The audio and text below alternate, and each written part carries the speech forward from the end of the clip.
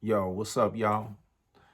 So this message is primarily for those people who claim to have a ministry or have a heart for ministry when it comes to public speaking, spoken word, rapping, preaching, whatever it may be, right? It's really easy for us.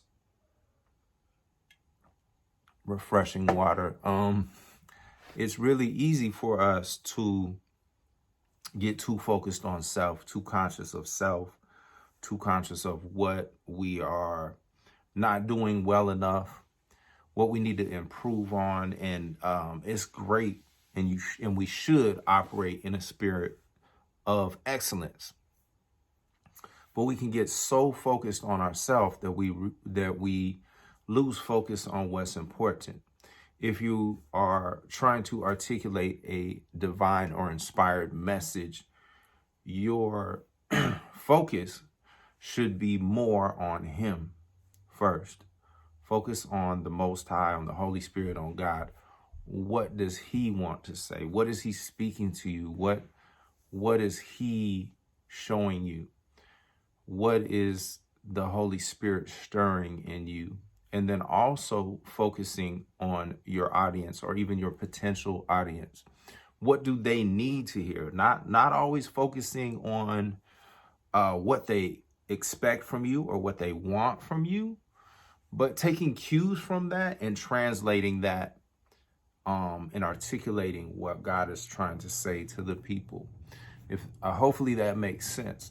But as you focus more and more on what God is expressing through you and focusing more and more on your audience, then it's not so much about you. The greatest artists and the greatest ministers, they get so focused on just doing what they were created to do that their insecurity and their pride gets pushed aside. It's not even an issue. So that's another point that I wanted to make was insecurity and pride both have the same inherent flaw. They seem totally different, but they have the same problem, especially as a believer, is because you're too focused on self and what you're capable of or feel incapable of, instead of being focused on God, on the Creator, on what He is going to do through you and His power. So if God put a burden on your heart and He called you to it, He will bring you through it. He will make it happen if you come into agreement with Him. It may not always be what you want it to be or how you think it's supposed to be, but it will be what it's meant to be if you surrender it to Him. Because a lot of times the what of what God has called you to do, it remains. Is that we try to attach how we want it to be, how we want that to happen. And a lot of times it doesn't happen the way that we think it should or how we want it to. But if it's truly of God, it will still happen if we come into alignment with what He's called us to do.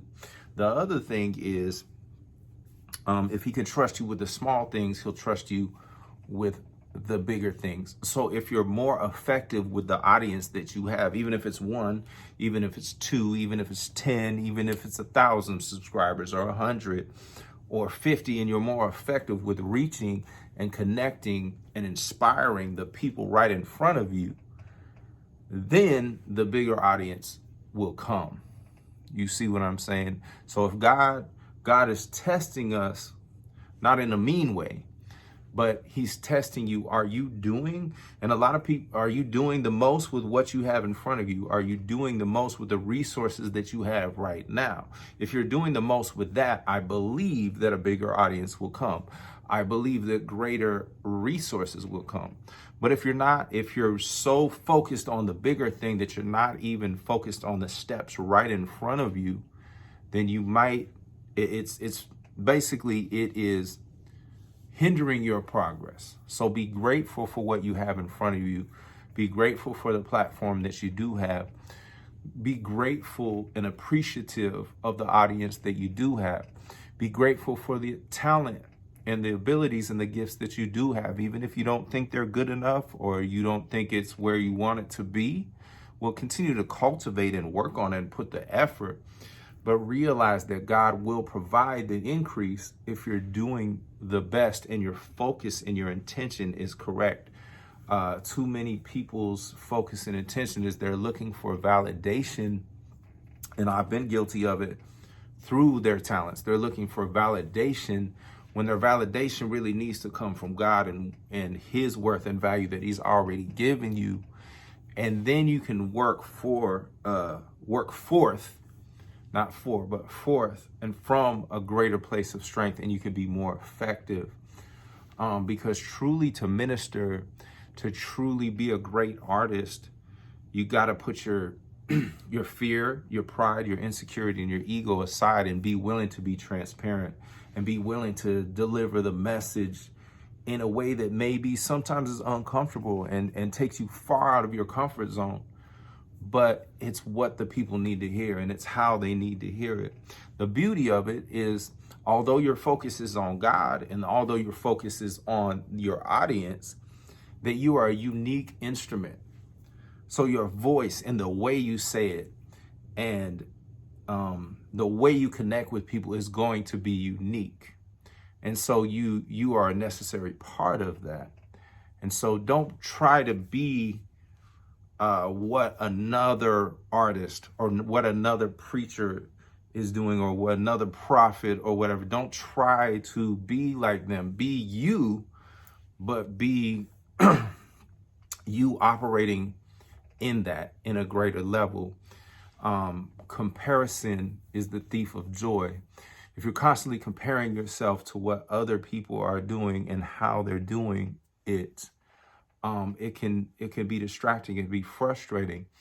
But you are not called to be or do things exactly like someone else is doing it, because you're not them. You're supposed to do the better, improved version of you, the unique individual that you are, but do and be yourself and use your talents in a greater capacity. So you're not working on trying to become someone else. You're working on trying to become the best possible version of yourself.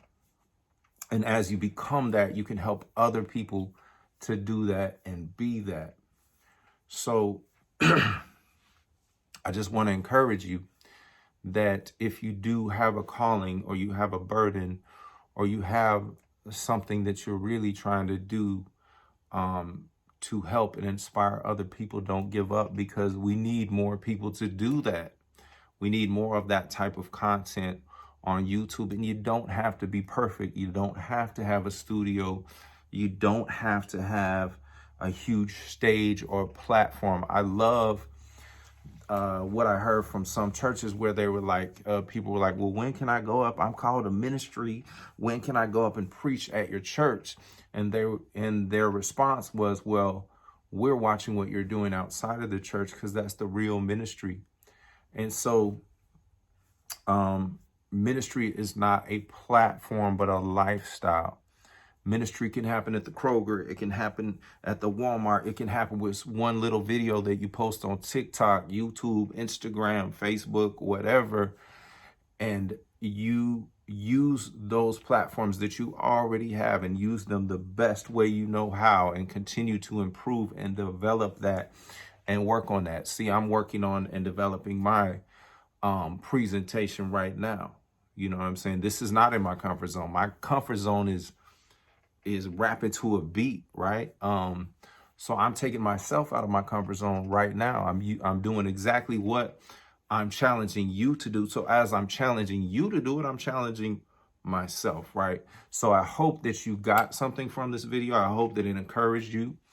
And I believe that I will get better at these type of speaking videos over time. But I hope that something that I said resonated or connected with you. And if it did, please leave a comment and let me know. And let me know if you want me to share more videos like this, because it will inspire me to do that, because I don't do videos like this for me.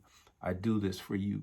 So y'all be encouraged and be blessed. And I want to let you know that if you feel that stirring inside of you for something greater and something bigger, I believe that God put that there in your heart.